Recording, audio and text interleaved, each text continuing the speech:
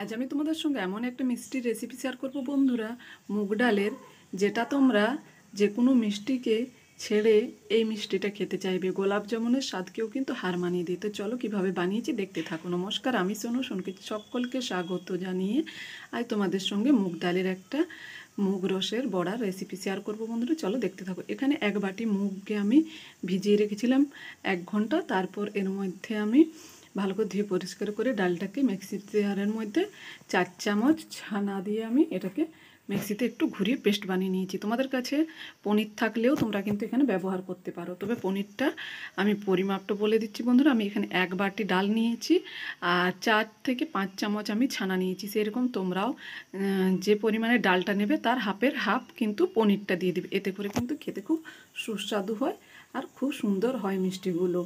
দেখো, এখন আমি 7-8 মিনিট টাইম নিয়ে এটাকে ডালটাকে ভালো করে ফেটিয়ে নেব। এতে করে কিন্তু মিষ্টিগুলো সুন্দর হবে বন্ধুরা, আর রসও কিন্তু সুন্দরভাবে মিষ্টিগুলোর ভেতরে ঢুকে যাবে, ফেটেও যাবে না মিষ্টিগুলো। এখানে আমি আগে সিরাটা বানিয়ে নিচ্ছি। তার জন্য 1 বাটি চিনি নিয়েছি আর 1.5 বাটি জল নিয়েছি। এই সিরাটা খুব বেশি চিপচিপে হবে না বন্ধুরা, এটা জাস্ট একটু 4-5 মিনিট ফুটিয়ে নেব। আর 3টে এলাচ দিয়ে দিচ্ছি এর মধ্যে। তোমরা চাইলে এর মধ্যে কেশরও দিয়ে দিতে পারো। এখন একটু নাড়াচাড়া করে চিনিটাকে ভালো করে মিশিয়ে নিচ্ছি যাতে খুব সুন্দরভাবে সিরাটা তৈরি হয়ে যায়।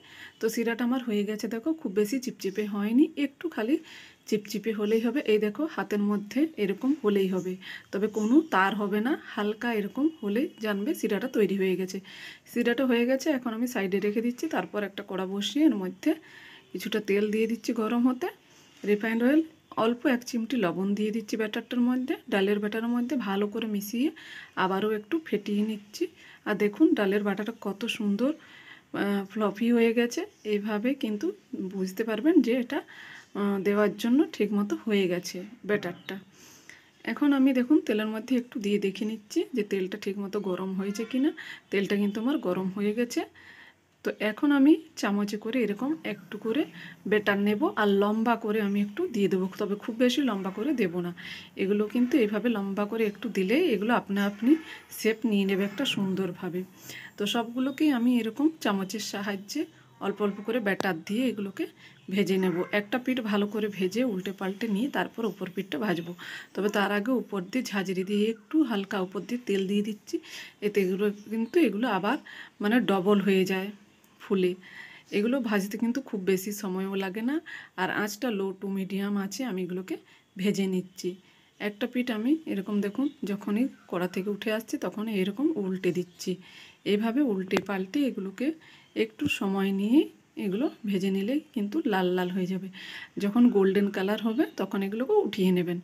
দেখুন আমার গোল্ডেন কালার কিন্তু এসে গেছে এগুলোর মধ্যে। আর হ্যাঁ বন্ধুরা, এই মিষ্টির রেসিপিটা ভালো লাগলে অবশ্যই কিন্তু তোমরা কমেন্ট করে জানাতে ভুলো না তোমাদেরকে কেমন লেগেছে। আমরা জানি অনেকেরই সব সময় মিষ্টি খেতে ইচ্ছে করে না, কিন্তু কখনো কখনো মিষ্টি খেতে ইচ্ছে করলে হাতের সামনে কিছু না থাকলে কিন্তু এই ডাল দিয়ে বানিয়ে খেতে পারো, দুর্দান্ত লাগে। গোলাপ জামুনের স্বাদকেও কিন্তু হার মানিয়ে দেবে এই মিষ্টির স্বাদ। অসাধারণ লাগে এই মিষ্টিগুলো খেতে।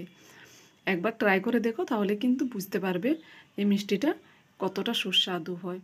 অনেকেরই মিষ্টি খেতে খুব ভালোবাসে অনেকেই, তখন কিন্তু বানিয়ে খেতে পারো তোমরা। একটা ব্যাচ কিন্তু আমি ভেজে উঠিয়ে নিয়েছি, তারপর শিরার মধ্যে দিয়ে দিয়েছি। শিরাটা হালকা গরম আছে, তবে খুব বেশি গরম অবস্থায় দেবেন না, একটু হালকা ঠান্ডা করে শিরার মধ্যে দিয়ে দেবেন বড়াগুলো।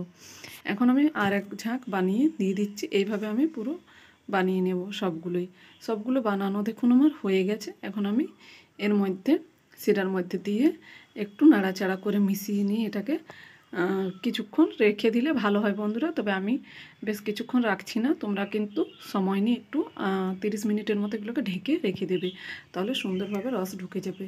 আমি এগুলো 10 মিনিটের মতোই রেখেছিলাম, কারণ তোমাদেরকে কেটে দেখানো তার জন্য বেশিক্ষণ ঢেকে রাখিনি। তোমরা কিন্তু বাড়িতে একটু বেশ কিছুক্ষণ রেখে দেবে, এতে করে কিন্তু আরও বেশি এগুলো রসে টইটুম্বু হয়ে যাবে মিষ্টিগুলো। আমি তাও তোমাদেরকে কেটে দেখিয়ে দিচ্ছি। দেখো কত সুন্দর রস ঢুকেছে মিষ্টিগুলোর মধ্যে।